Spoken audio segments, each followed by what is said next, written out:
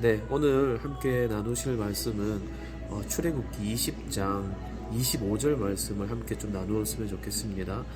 내가 내게 돌로 제단을 쌓거든 다듬은 돌로 쌓지 말라. 내가 정으로 그것을 쪼면 부정하게 함이니라.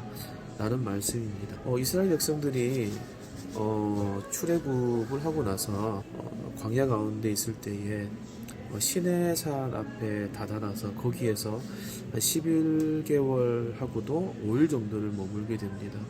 거기에서 특별한 일을 하게 되는데요. 이 모세가 이제 시내산에 1차 등반을 하게 되고요. 거기에서 이 모세가 십계명도 받게 되고, 그리고 또 십계명 외에도 몇 가지 율례들을 받는 것을 우리가 말씀을 통해서 볼 수가 있습니다. 자, 그런데 오늘 말씀을 보면 참 인상 깊은 그런 내용을 담고 있어요. 돌로 제단을 쌓거든 다듬은 돌로 쌓지 말라, 이렇게 말씀을 하고 있는데, 어떻게 보면 좀 굉장히 좀 아이러니한 말씀입니다. 우리가 하나님께 예배를 드릴 때, 제단을 쌓을 때 가장 좋은 모습으로 아름답게 다듬어서 이렇게 제단을 쌓는 것이 옳은 것이 아닌가라고 생각을 할 수도 있는데, 지금 말씀에서는 다듬은 돌로 쌓지 말라라고 말씀을 하고 있습니다. 이것은 결론부터 말씀을 드리자면, 어떤 정교한 그 제단의 모습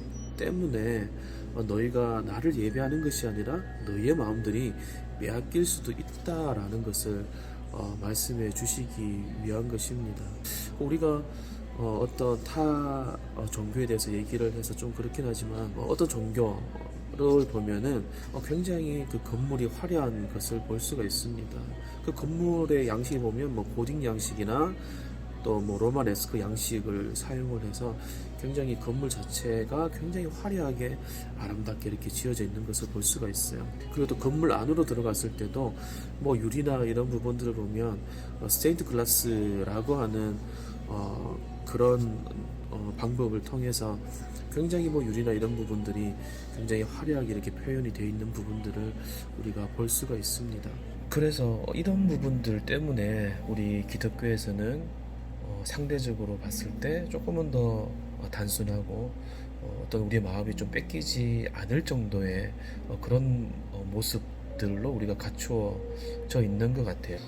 우리가 눈에 보이는 이런 건물이나 이런 부분들 외에도 우리가 우리의 마음을 빼앗길 수 있는 부분들이 참 많이 있습니다. 특별히 제가 예배 인도를 하는 어떤 예배 인도자 입장에서 보면, 예배 가운데서도 우리가 조심해야 될 부분들이 참 많이 있습니다. 곡이 좋아서, 어떤 멜로디가 좋아서 거기에 우리가 심취해서 예배를 할 때도 있습니다. 뿐만 아니라 어떤 예배 가운데 들어오는 어떤 화려한 그런 조명이나 아니면 또 화려한 어떤 다른 퍼포먼스에 우리의 마음들이 빼앗길 때도 있다는 거죠.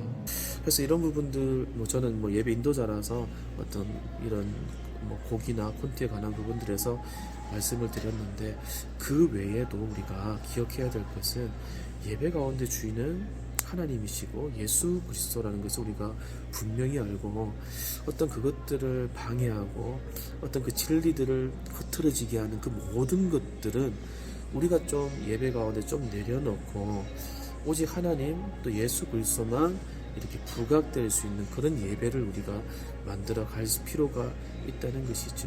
한 절밖에 되지 않는 이 말씀이지만, 이 말씀을 여러분들 기억을 하시면서 예배 가운데 우리가 다른 것들로 예배를 채우는 것이 아니라 오직 살아계신 예수 그리스도가 드러날 수 있는 그런 예배가 될 수 있기를 예수님의 사랑으로 축복합니다.